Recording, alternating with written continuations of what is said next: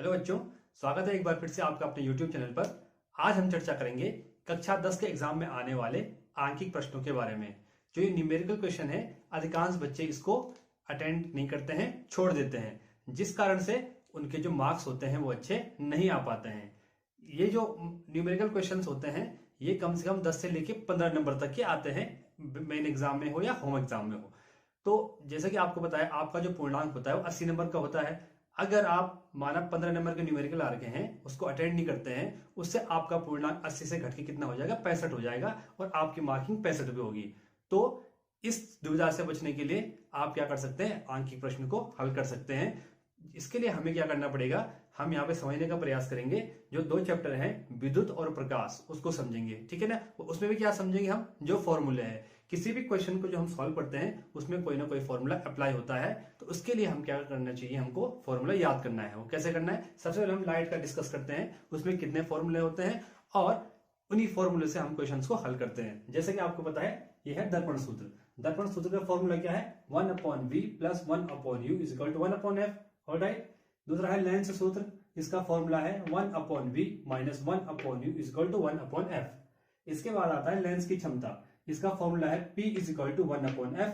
उसके बाद आता है वक्रता, त्रिज्या एवं फोकस दूरी में संबंध, r is equal to 2f, या इसको कैसे लिख सकते हैं, f is equal to r/2, पक्षांतर करके इसको ये लिख सकते हैं। अगला इसमें क्या फॉर्मूला हो सकता है, दर्पण द्वारा उत्पन्न आवर्धन। दर्पण द्वारा उत्पन्न आवर्धन m बराबर क्या है, h' और इसका प्रतिबिंब और वस्तु के साथ क्या संबंध है, तो ये संबंध है m is equal to h' is equal to minus v/u। दूसरा है लेंस द्वारा उत्पन्न आवर्धन।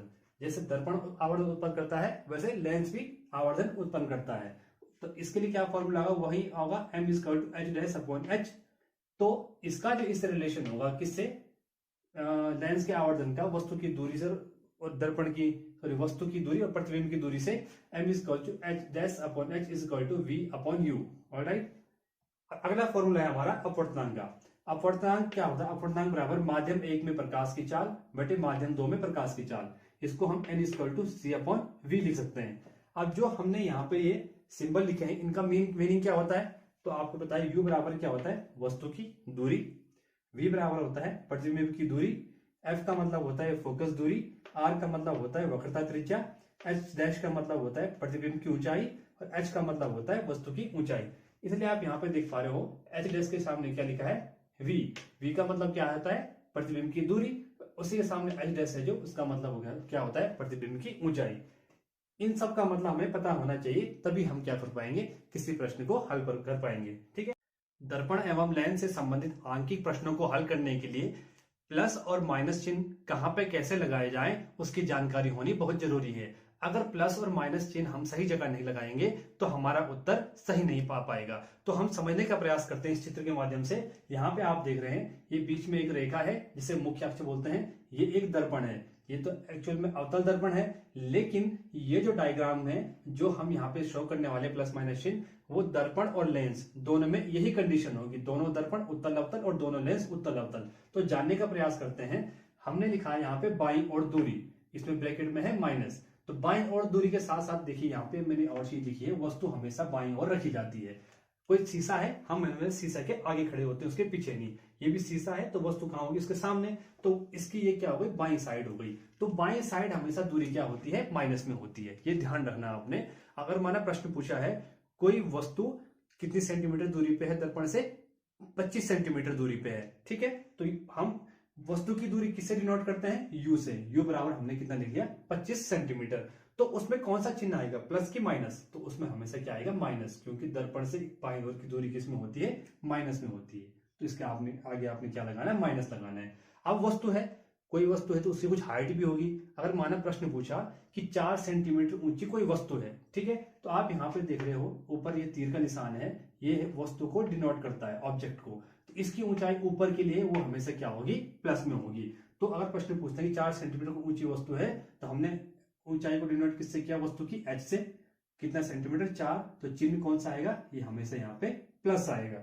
अब ठीक है, अब वस्तु है, उसकी इमेज बनेगी। तो इमेज देखिए, अगर इमेज दर्पण के पीछे बन रही है दाईं तरफ, दर्पण के पीछे वाला हिस्सा क्या बोलते हैं, हम दायां बोलते हैं, चाहे वो ऊपर बन रही है या नीचे बन रही है, ठीक है। तो वो हमेशा किस में होगी, प्लस में होगी। तो माना इमेज की जो दूरी है दर्पण से वो है 30 सेंटीमीटर, तो अगर वो पीछे बन रही है तब क्या आएगा, आपका प्लस आएगा। और अगर वो दर्पण के सामने बाईं ओर बन रही है, चाहे वो ऊपर बन रही है या नीचे बन रही है, वैसे तो ऊपर बहुत कम नहीं बनती है, अधिकांश क्या है नीचे ही बनती है, ठीक है, तो उसकी जो दूरी होगी किस में होगी, इधर होगी, तो वो होगी आपकी माइनस में। अब वस्तु की हाइट थी तो इमेज की भी कुछ हाइट होगी, ठीक है। जो इमेज बना, प्रतिबिंब बना, अगर वो मुख्य अक्ष से नीचे बन रहा है, चाहे वो दर्पण के पीछे बन रहा है, आगे बन रहा है, तो वो हमेशा किस में होगा, माइनस में होगा। मानो 8 सेंटीमीटर उसकी ऊंचाई थी, तो क्या हो गया, माइनस में हो गया। अगर नीचे बन रहा है मुख्य अक्ष के, अगर वो मुख्य अक्ष के ऊपर बन रहा है, ऊपर की साइड, तो वो हमेशा क्या होगा, पॉजिटिव होगा। क्या होगा, पॉजिटिव। तो आप देख पा रहे हैं जो वस्तु की ऊंचाई और वस्तु की दूरी दर्पण से, इनके चिन्ह क्या है, फिक्स है। ये हमेशा वस्तु की दूरी माइनस होगी और वस्तु की ऊंचाई प्लस होगी। लेकिन जो इमेज बनी है और इमेज की जो ऊंचाई बनी है और उनकी दूरी क्या है, दूरी और ऊंचाई प्लस माइनस दोनों में है। तो ये डिपेंड करता है कंडीशन पे, वही आपने समझना है। जो अभी तक हमने प्रकाश से संबंधित चैप्टर था उसमें जितने सूत्र थे उसका अध्ययन किया, उसके जो आंकिक प्रश्न है उसको हल करने का प्रयास करते हैं, ठीक है। तो पहला प्रश्न जैसा कि आप देख पा रहे हैं 2022 का है। इसमें पूछा गया है कि एक गोलीय दर्पण की वक्रता त्रिज्या 25 सेंटीमीटर है, तो उसकी फोकस दूरी क्या होगी। तो हम सबसे पहले क्या करते हैं, हमें जो वैल्यू दी गई है वो लिख लेते हैं। तो हमें क्या दिया गया है, दिया है, क्या दिया है, गोलीय दर्पण की वक्रता त्रिज्या। तो वक्रता त्रिज्या r बराबर कितना हो जाएगा, 25 सेंटीमीटर, ठीक है। और हमें ज्ञात क्या करनी है, फोकस दूरी ज्ञात करनी है। फोकस दूरी हमें ज्ञात करनी है, यहाँ पे क्वेश्चन मार्क लिख दिया। तो हम क्या देखेंगे, एक इसमें है वक्रता त्रिज्या और एक है फोकस दूरी, इनके बीच में क्या संबंध है, तो इनके बीच में क्या संबंध है, r is equal to 2f, मतलब वक्रता त्रिज्या फोकस दूरी के दोगुनी होती है, ये फॉर्मूला रखेंगे। अब यहाँ पे हमें क्या r ज्ञात है और हमें क्या f ज्ञात करना है, तो इसको कैसे सॉल्व करेंगे। r की वैल्यू कितनी है, 25 सेंटीमीटर, तो 25 बराबर 2f हो गया।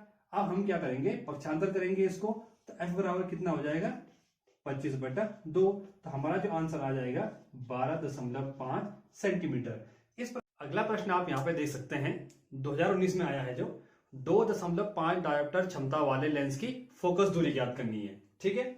तो जैसे कि हमने पहले भी किया है, सबसे पहले हम क्या देखते हैं, जो हमें वैल्यू दी गई है वो आप लिख लेते हैं। इसमें क्या दिया है, लेंस की क्षमता पावर बराबर 2.5 डायोप्टर, और हमें क्या ज्ञात करना है, फोकस दूरी ज्ञात करनी है, ठीक है। तो वही लेंस की क्षमता P और फोकस दूरी में क्या संबंध है, तो ये इसका फॉर्मूला है P is equal to 1/f। P हमको ज्ञात है और F हमको ज्ञात करना है। तो यहाँ पे देखिए आप, P की वैल्यू कितनी है, 2.5 बराबर 1/f। हमें F ज्ञात करना है, तो आपस में क्या हो जाएगा, पक्षांतर हो जाएगा। तो F इज इक्वल टू क्या हो जाएगा, 1/2.5। एक में 2.5 का भाग तो जाता नहीं है, दशमलव हटाने के लिए हम क्या करेंगे, इसको 10/25। फिर भी इसमें भाग नहीं जाएगा, तो क्या करेंगे हम, एक जो हमारा भाग देंगे इसमें, तो क्या करेंगे, 0 बढ़ा देंगे और यहाँ कितना हो जाएगा, 100 हो जाएगा, ठीक है। तो 25 छक्कू क्या हो जाएगा, 100 हो जाएगा, 25 छक्कू 100। तो हमारा जो यहाँ पे आंसर आया कितना आया, 0.4। 0.4 क्या आएगा, मीटर आएगा कि सेंटीमीटर आएगा, तो हम यहाँ पे लिखेंगे 0.4 मीटर। क्यों लिखेंगे मीटर, क्योंकि क्या पूछी है, फोकस दूरी पूछी है, और दूरी का जो एसआई मात्रक होता है वो क्या होता है, मीटर होता है। हम जो उत्तर लिखेंगे वो लिखेंगे 0.4 मीटर, या अगर आपको सेंटीमीटर में लिखना है तो इसको क्या लिख सकते हैं, या 40 सेंटीमीटर, ठीक है। यहां पे हम किसी प्रकार के चिन्ह का उपयोग नहीं करेंगे, क्यों, क्योंकि क्या लिखा है, क्वेश्चन क्या पूछा है, सिर्फ लेंस पूछा है। अगर उत्तल या अवतल लेंस पूछता तब हम उसमें यहाँ पे प्लस या माइनस का चिन्ह यूज कर सकते थे, लेकिन जब सिर्फ लेंस पूछा है तो यहाँ पे प्लस या माइनस चिन्ह यूज करने का कोई औचित्य ही नहीं है। अगला प्रश्न है इसमें, एक उत्तल लेंस की फोकस दूरी 25 सेंटीमीटर है, लेंस की क्षमता क्या होगी। तो सबसे पहले न्यूमेरिकल क्वेश्चन हम हल करते हैं। आपको पता है हम क्या लिखते हैं, दिया है, क्या दिया है, फोकस दूरी 25 सेंटीमीटर, ठीक है। ज्ञात क्या करना है, लेंस की क्षमता ज्ञात करनी है। अब जब हम क्या करेंगे, फोकस दूरी जो 25 सेंटीमीटर दे रखी है, तो सेंटीमीटर को पहले मीटर में कन्वर्ट करेंगे, क्योंकि दूरी का मात्रा क्या होता है, मीटर होता है, ठीक है। तो हम यहाँ पे हल करेंगे, जब 1 मीटर बराबर 100 सेंटीमीटर होते हैं, तो 25 सेंटीमीटर बराबर कितने मीटर होंगे, तो 25 सेंटीमीटर बराबर 25/100 मीटर। अगर इसको सॉल्व करेंगे तो हमारा आंसर आएगा 1/4 मीटर। तो हम f की जगह 1/4 मीटर लिख सकते हैं, जो हमने सॉल्व करके निकाल दिया है। अब इस वैल्यू को हम कहां पुटअप करेंगे, यहां पुटअप करेंगे। तो हमें क्या निकालना है, पावर निकालनी है। तो P is equal to 1/f की वैल्यू कितनी आ गई, 1/4 आ गई। अब इसको जब हम क्या करेंगे, सॉल्व करेंगे, तो ये 4 कहां चला जाएगा, अंश में चला जाएगा। तो ये क्या हो जाएगा, 4/1। 4 में जब 1 का भाग देंगे तो 4 बार जाएगा, 1 चक्कू 4। तो इसका आंसर क्या आ जाएगा, P is equal to 4D। अब यहाँ पे इसका पूरा आंसर नहीं है। अब आपने देखा लेंस कौन सा दे रखा है। अगर सिर्फ लेंस लिखा है तब तो ये आंसर सही है, पर यहाँ पे प्रश्न में लिखा है उत्तल लेंस। तो उत्तल लेंस के लिए जो पावर होती है लेंस की, वो क्या किस में होती है, प्लस में होती है। लेंस की क्षमता किस में होती है, प्लस में। अगर अवतल होता तो यहाँ पे क्या होता है, माइनस होता। अब ये लेंस की क्षमता क्या होती है, हम बार बार बोल रहे हैं power of lens, power of lens. आपको पता है, आपने पढ़ा है कि एक डायोप्टर लेंस की क्षमता क्या होती है, जिसकी फोकस दूरी 1 मीटर हो। तो यहाँ पे आंसर कितना आया, 4 डायोप्टर। मतलब इस लेंस की जो फोकस दूरी है वो 4 मीटर है। कहने का मतलब ये, आप ये देख सकते हैं, माना क्या है, ये उत्तल लेंस है, ठीक है। ये दो हम बना देते हैं उत्तल लेंस। इसके अकॉर्डिंग क्या है, ये माना कोई प्रकाश की किरण इस पे गई और इसने क्या, इसको इतना झुका दिया। तो ये क्या हो गई, ये यहां पे आ गया आपकी फोकस दूरी। प्रकाशिक केंद्र से मुख्य फोकस के बीच की दूरी क्या गई, फोकस दूरी। और इसके बीच की दूरी कितनी हो गई, 4 मीटर। क्योंकि एक डायोप्टर लेंस की वह क्षमता है जिसकी फोकस दूरी कितनी है, 1 मीटर है। तो यहाँ पे हमारा आंसर क्या आ रहा है, 4 डायोप्टर आया। तो इसका मतलब इसकी फोकस दूरी कितनी है, 4 मीटर। अगला प्रश्न इसमें दिया है, 4 सेंटीमीटर ऊंचाई की कोई वस्तु है, वो 20 सेंटीमीटर फोकस दूरी वाले उत्तल लेंस से 30 सेंटीमीटर दूरी पे है। तो हमने क्या ज्ञात करना है, जो इमेज बनेगी उसकी स्थिति, प्रकृति और आकार ज्ञात करना है। तो न्यूमेरिकल क्वेश्चन सॉल्व करते समय हम क्या लिखते हैं, सबसे पहले दिया है, क्या दिया है, वस्तु की ऊंचाई h बराबर 4 सेंटीमीटर। प्लस हमने इसलिए लिखा है क्योंकि वस्तु क्या है, मुख्य अक्ष के ऊपर सीधी है, ऊपर की ओर है, तो हमेशा वैल्यू प्लस में होती है। वस्तु की दूरी u बराबर -30 सेंटीमीटर। क्वेश्चन में 30 लिखा है, हमने यहाँ माइनस का सिंबल लगा रखा है। क्यों, वस्तु हमेशा बाईं ओर रखी जाती है, इसलिए जो बाईं ओर रखी जाती है वस्तु, वहां हमेशा माइनस का सिंबल आता है। तीसरा, फोकस दूरी f is equal to +20 centimetre. तो हमने प्लस क्यों लिखा, क्योंकि जो लेंस होता है इसमें, उत्तल लेंस में जो फोकस दूरी का है, आप मुख्य फोकस और प्रकाशिक केंद्र के बीच की दूरी फोकस दूरी कहलाती है। तो आप यहाँ पे देख सकते हैं, यहाँ पे हमने कोई वस्तु रखी हुई है, ठीक है। और इस वस्तु से जब मुख्य अक्ष के समानांतर कोई किरण गुजरती है तो वो मुख्य फोकस से होते हुए जाती है, ठीक। एक किरण ये थी, दूसरी किरण कहां से जा रही है, प्रकाशिक केंद्र से होते हुए जा रही है, जहां पे एक दूसरे को क्रॉस कर रही है। यहाँ पे आपका इमेज बन गया।